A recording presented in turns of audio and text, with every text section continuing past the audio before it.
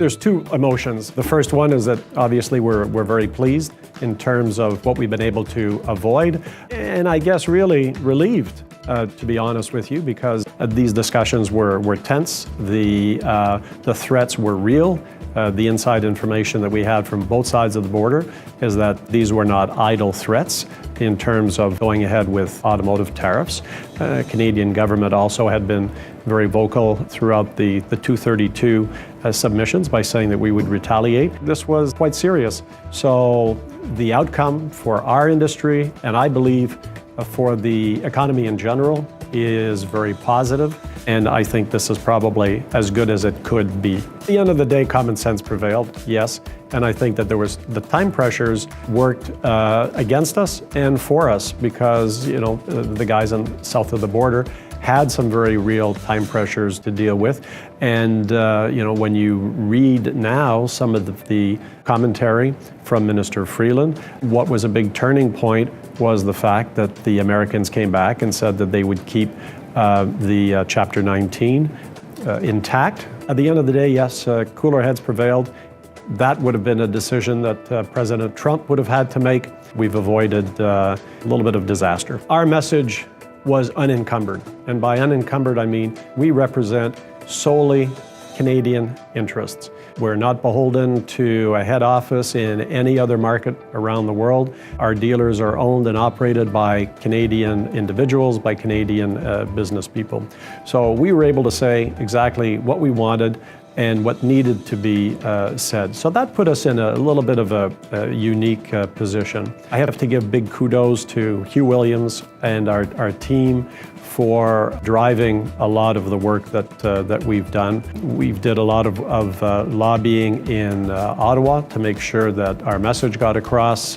We had discussions with the ministers' offices or the ministers of the key portfolios that were involved in this deal and on the periphery, including the Prime Minister's office. From there, of course, a big PR campaign, and that PR campaign, which included Hugh, it included Michael Hatch, it included myself, appearing on television, being active in the press, radio. That had some very, very positive results for our dealers. I'd have to say for the most part, 98% of them, if not 99% of them, were aligned with us. The very few that weren't, we talked to them personally, and after they understood what our position was, they came along. So, we had pretty close to unanimity in terms of the voices we represent. So when you think about it, 3,200 dealers across the country, it was a pretty good achievement from that perspective. Overall, lobbying and PR campaign was great. The dealers were very supportive. What we've done is we have put together a campaign. We have a tool that we put forth, and that the dealers then can turn around and send a letter to their MP or to their senator, or both, espousing our position. There was around 3,500 letters sent by dealers to government officials around the country, and almost 1,000 dealers participated in that campaign. In addition, we had a number of dealers, countless dealers, who met with their politicians in their market of all political stripes, whether they were talking to the Liberals, whether they were talking to the Conservatives, whether they were talking to the NDP, and in some cases to the Bloc Québécois over in Quebec. The dealers really got behind that, so I'd like to thank the dealers for that, and I think we need to acknowledge the work that was done by the dealers. So when you look at it, it was this whole concentrated effort that really passed our message, and our message was, get to the table, negotiate a deal, make sure that whatever you do, there's no tariffs going either way on automotive. And I think for the most part, we've achieved what we needed to achieve. There's still work to be done, of course, and that work that needs to be done pertains to steel and aluminum tariffs, which is still work in progress, because that could still have some negative implications on pricing. And so, that's to be to be continued. Well, there was a number of studies out there. TD Bank published a study back in June. DesRosiers was quoted with some numbers. And then we conducted our own study. And we published a study. We went public with it. And in our estimate, we were looking at well over 100,000 jobs that would be at risk in the case of the Trump administration applying tariffs to our exports and the Canadian government responding in kind, tit for tat, with the same type of approach.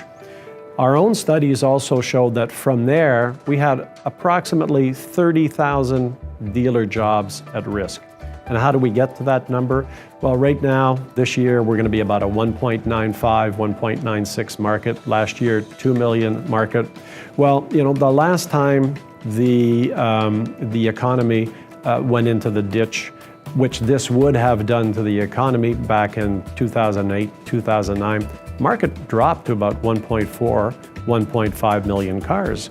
But we had 25 to 30,000 people who were less that were employed in our dealerships around the country.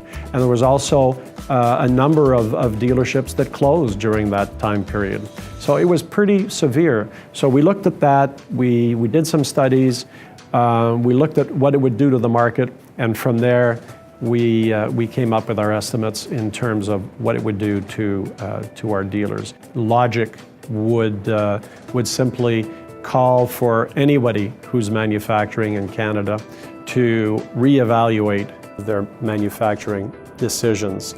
And from what we understand, some companies may have had different plans depending on what the outcomes were.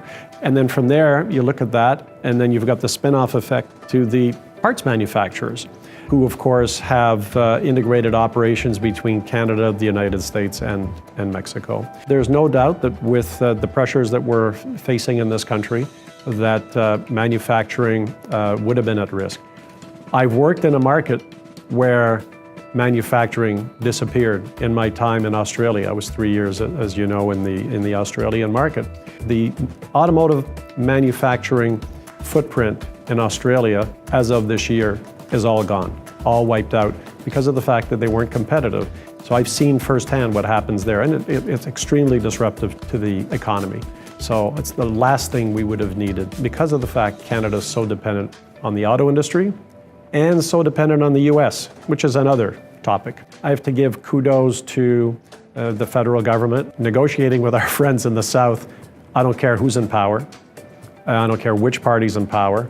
And, notwithstanding some of what's been said this week, a very difficult task. At the end of the day, the government asked for a lot of feedback, solicited feedback proactively, called us. Minister Baines called me personally, and before a CAPC meeting. And so they really did a good job to ensure that they really had the pulse of the industry and that they knew firsthand what could happen. Yeah, well, I'm glad I'm not in politics, because I'm not sure my skin would have been that thick. They put up with a lot, but there's probably some learnings from them. And it's easy to be a Monday morning quarterback.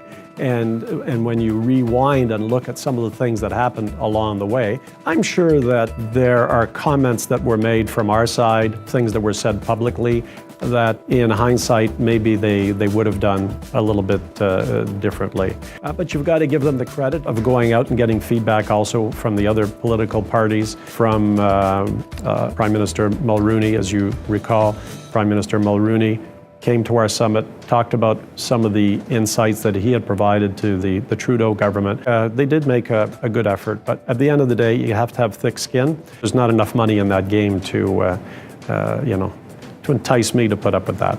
So my message to the dealers is, look, we have a lot of things going on in our industry to worry about and to think about in terms of the future of automotive retailing. I think now we need to take this aside, let everybody work on trying to get the steel and aluminum tariffs issue behind us, and keep working on expanding your businesses and making money and getting ready for the next challenge ahead.